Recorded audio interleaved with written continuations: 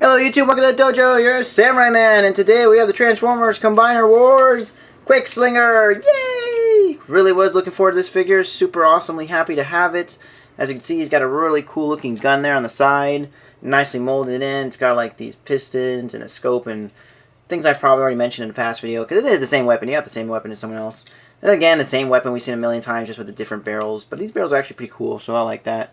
So again, they can peg on the bottom, nothing we haven't seen before. This is a straight up repaint of Fireflight or Firefly. I don't remember what they're going for, but that guy. Straight up repaint, so nothing different as far as molding goes. Everything's molding the same. Paint job looks amazing though. I love the red and blue we got going on the sides and the silver. It comes together very well, very Slingshot-esque. So glad to have that. He's got some schmutz on him. I'll clean it up later. Orange for the cockpit, it's definitely not your norm, but it looks great. I think orange on white just looks fantastic, at least in this case with the blue bits highlighting here and all around it. I think that really helps make it pop. So I'm totally for it. I like it. I like the orange there, and it's accurate. That's just how it was in G1, so I'm okay with that. The hands stand out a smidgen just because they are black and white contrast very well, so yeah, obviously they stand out. From mobile mode, they look amazing just because, again, like I said, black and white contrast, so they look good. From the bottom here, you can see he's got gold vents, silver paint, gold, so lots of nice breaking up color points. I'm phrasing that weird, but yeah, you can see there's a lot going on. Still, again, a lot of white. So that's one thing about, good thing about Quickslinger, and also I think Firefly as well, is they both have a consistent amount of one color. In this case, it's white. So when you look at vehicle mode, he honestly does not look like he's just got a robot with a jet for a backpack. He does actually look like a full, pretty much for like a full jet for the most part. There's really not much robot you can distinguish just because so much of it's white, and I like that. So that's cool. I like that. So like if you set it down, you really can't see too much robot. So I'm okay with that. And coming around the front, black vents. I like that. Again, looks really nice with the contrast. And we'll go ahead and compare them to Firefly just so you see exactly what I'm talking about with the color schemes and all that. So you can see, again, they are the exact same planes. I believe they were in the G1 as well. They were the exact same planes, if I remember correctly, which is awesome because they both make the arms. It's Skydive and Aerie makes the legs. Firefly and Slingshot make the arms. So that's perfect. Since they are the same jets, they will have the same arms, and they'll look perfect. They'll look symmetrical. All it is the colors are a bit flipped. So I'm okay with that. I don't really have any issues with that. But like I said, yeah, red, white, same kind of stripe patterns going on, just differently applied. A little different. I mean, obviously they're not the exact same stripes, but the colors are obviously different. Big out about logos, small about logos, cockpits are different, the stripes on the wings, or the tail fins are different. No black on the hands, so very nice. I think these look great together. I don't mind the fact that they just took the same figure and just gave it different colors and all that. The decos do make a big difference, so I'm okay with this. This is accurate as far as I can remember, so awesome. So to transform Quickslinger, we're just going to get rid of the landing gear. I forgot to point it out, but it is there. But Firefly has them too, so it's nothing new. And then we'll just rotate up the wings just because you're supposed to. And we'll rotate this tail fin up just because you're supposed to. Take the cockpit and nose cone, everything, bring it back. It's on a double hinge. Bring it forward. Peg it in right there, as you can see. Rotate the head around. Again, I don't think that's in the instructions. It's just what I do. Take out the hands just to get them out of the way. There you go. You just tab into the sides there very firmly, as you can see. Very nicely done, sturdy. And there we go. We got a Quickslinger. He's just very short. Yeah, I know. I mean, whew, he was known as the shortest one. Jokes. I'm kidding. We'll go ahead and bring out the front bits first, just because I think it'll be easier if we do it that way. Then we'll bring out the back bits. There you go. Split the legs. That'll actually definitely help a lot. Same exact thing as before. We've seen this on almost, I think, every aerial bot so far. Maybe not Skydive. Or am I totally wrong? I'm totally wrong. I'm looking at him right now. He does have the same legs. So yeah, pretty much every aerial bot has them. The only difference is the Stunticons have different legs and such. So yeah, same exact functionality and engineering in the legs. So nothing we haven't seen before. But there you go. Transformed. Looks amazing. So oh my gosh. So Slingshot / Quickslinger here looks beautiful. He looks just like I imagine he would for a update of his G1 character. It's so perfect and beautiful. I absolutely love it. This looks great. His face looks amazing. His Autobot logo there looks great. I love the gold on top of white and red. great. Silver bits just to highlight, separate, distinguish. The black here for the combiner port breaks it up. And then the black on the hands and feet, again, that helps break it up. So it's not just so much white, you don't get like a ton of white just overwhelming you. It is broken up with a decent amount of colors, and I really appreciate that. And the orange on blue and the white all together comes together very well. And I'm going to go ahead and zoom in on that head because it looks fantastic. So here's the head mold, and it's quite fantastic. I love it. That's Slingshot. The only difference is the original G1, he had like orange eyes also. He had like the same glasses, but they were orange. And then I guess for an update, they decided to make them blue just because blue on orange looks a lot better than orange on orange. If you get the Transformer United, the Dakar version, he will have the a little bit more accurate. He'll have like a lighter tone orange for his eyes, I believe. Which is fine. If you want that, that's fine. But I think this is perfect. I don't have an issue with this. This totally works for me. So glad to have them like this. It looks spot on. Again, the roundness of the head, the square. That was a big thing for the aerial boss. Now that I think about it, is they had like round heads on the like center, and then on the sides they had like blocky heads. I don't know. That just seems like to be the reoccurring theme. Like with him and Silverbolt, and I think Air Raid. Yep, Air Raid had it as well. So, and I guess Skydive and Firefly kind of had like more. I mean, yeah, no, even Firefly had it too. I guess Skydive was the only one who really kind of like avoided that. But I don't have an issue with it. It's their thing, and I'll love it.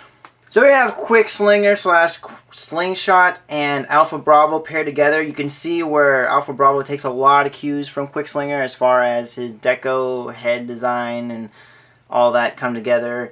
He's got orange head, blue visor, and the squareness on the sides. Same with Quickslinger. And then he's got lots of white with blue highlights. Same with Quickslinger. So you can see that they were going for that, a transition. They still want to keep that same kind of Quickslinger vibe going, or Slingshot vibe going, with the design and paint scheme especially, just so when you have Alpha Bravo for your Superion, he's not going to totally throw off the color balance that they originally had. So they were definitely trying to keep that going, and while at the same time implementing a totally new character. Because as from what I've heard, I haven't read any Combiner Wars. I wait for the trade paperbacks to come out before I read my comics, and apparently that's going to be like August for Combiner Wars. So I haven't read anything yet, but I heard that I guess Slingshot gets killed and Alpha Bravo takes over. If that's the case, that totally works for me, honestly. I think that's a fine way to introduce him. I mean, there's death among Decepticons and Autobots all the time. It makes sense that they would have to get certain, like especially for combiners, they need to get replacements, because if one's missing, the whole thing doesn't work. You can't, were they just going to fight with only one arm? I mean, it's wasted. So it makes sense that they would need to replace them from time to time. It's not like they're going to not have any casualties from the war. So I can get on board with that. And like I said, it doesn't hinder anything. He just adds to it. So I'm okay with having Alpha Bravo in the grand scheme of things. So cool. So So Quickslinger here does have his weapons. I think they're exactly the same. Well, as far as the gun goes, I think it's exactly the same as Firefly's. It's just that same exact kind of machine gun thing. But the foot hand cannon is molded differently at the barrels. So there you go. Not bad. I like it. I think it's cool. I just think the weapons in general look awesome for this line. They're actually doing a really good job on all the... Oops, this isn't full back. Not to do that. But like I said, the weapons in general for the aerial bots at least are really awesome. The Stunticons are hit or miss, I will say. I'm not crazy about some of the weapons they've been giving the Stunticons. Like they gave, like, I think Wild Rider and Dead End just have like their exhaust pipe. It's just a giant pipe. That's their weapon. But Off-Road has a cool axe. Breakdown has a really cool like sword that can like look like a gun as well. And then Dragstrip has a pretty cool, weird looking purple weapon thing. And Motormaster has a cool weapon as well. So yeah, like it's been hit or miss for them, but for the most part, Aerobots have been doing a pretty good job with their weapons, and I think this looks pretty cool as well. As far as articulation goes, it's exactly the same as always. I mean, ball joint, rotation, ratchet. He's actually got the nicely done ball jointed head where you can look up just like Firefly was. Like I was saying, I think Firefly's the only one who got this kind of head movement, which I think is necessary for these flyer type Transformers, just because they're gonna have some flight poses, so you want to look up. So that's awesome. I'm really glad he has that. And then waist rotation, ball joint thigh rotation. Yeah, the waist keeps wanting to move. Bend at the knee, and then that's it. I've said it like, what, 10 times how many of these videos are done? Okay, not 10, but I've said it several times. They all have the same articulation. There you go.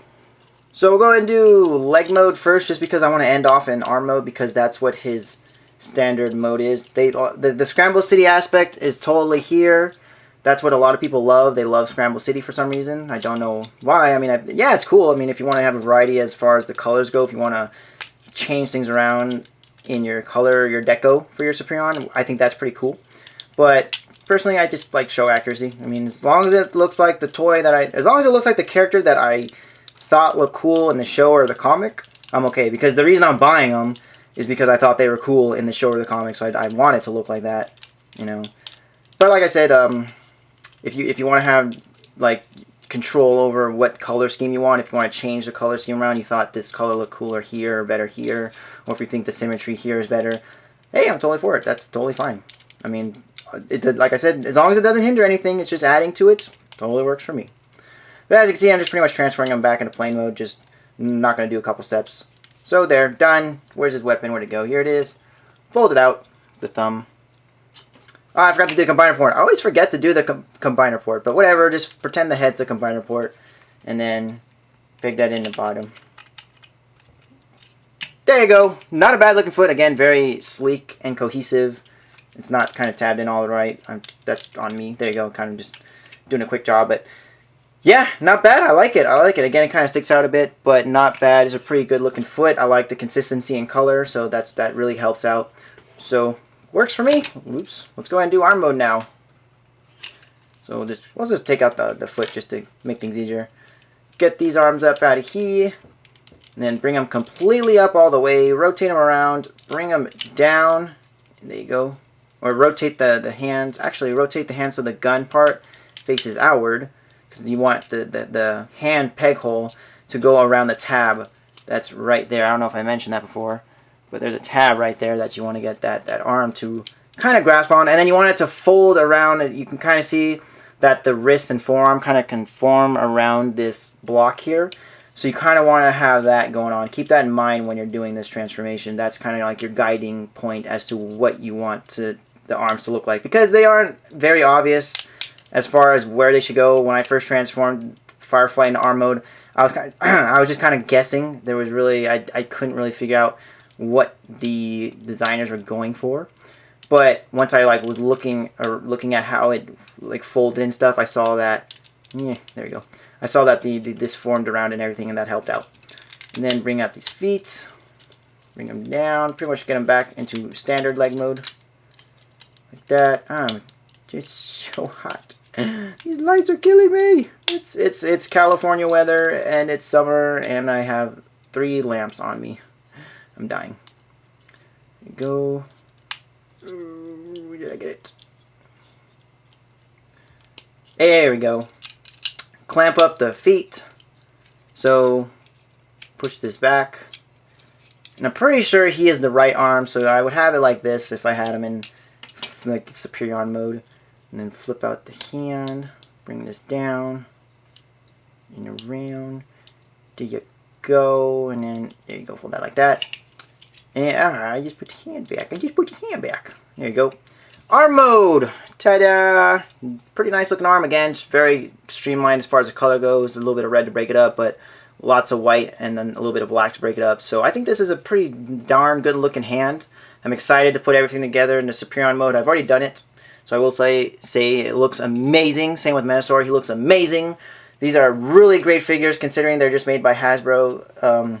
After we saw the horrific offense of 2014 Fall of Cybertron Bruticus, after we saw that, I really did not have hope for Hasbro doing combiners, but they've really shown that they can do it, and this is great. This is amazing. So glad. It took them quite a while to get the combiners down, to be honest. Like, we've had some pretty terrible combiners in the past. Energon was just filled with weird, dumb combiners. That was only 2 figures. And then we had the Fall of Cybertron figures. Those were pretty terrible as well. I think some Beast Wars, I remember there was like one Megatron or Magnus or Magmatron or something. He was like a pterodactyl, a dinosaur, those like sea dinosaurs with the long necks, like the Loch Ness Monster. He's like that. And I'm trying to remember, he had a third component, but yeah, he combined into something. That was actually not a bad combiner. So, but I guess that kind of counts. Even though he didn't turn into like, he wasn't 5 bots that turned into 1. He was just 3 animals that turned into 1 robot. So I don't know if that technically counts as a combiner, but yeah, there really hasn't been too many in the wave combiners. We had the power core combiners; those sucked as well. So it's funny because like the whole point of the comics, at least the comics, I'm not really sure about the cartoons as far as the combiners go, but the comic books, they've always been about they've always been saying, at least Megatron's been saying he's been wanting a combiner. He's been saying, telling Shockwave to make him a combiner. Shockwave was working on a combiner. Jaxus was, he made like a combiner in the beginning, and it was kind of flawed. He couldn't really, like, it was a monster. It was called Monstructor, first of all. But yeah, it didn't really have a good mindset. So a big thing was like being able to combine. That was like the big grand scheme of being a Transformer. Like if you can combine, you were powerful. That's what Megatron wanted. He wanted a giant, powerful combiner for his army. So it's interesting that like it took him billions or millions of years to do that, and it's taken Hasbro quite a while to get it right also. I think that's funny. So there you go. But anyways, guys, thanks for watching. I hope you enjoyed. Go ahead and comment, like, and subscribe to my channel at YouTube, as well as follow me on Tumblr/Twitter at Mechation, and Instagram at Mechas_Heart. You find all my pictures, recent purchases, what's coming out, who's making what, all that good stuff and more. Anyways, guys, thanks for watching, and woo!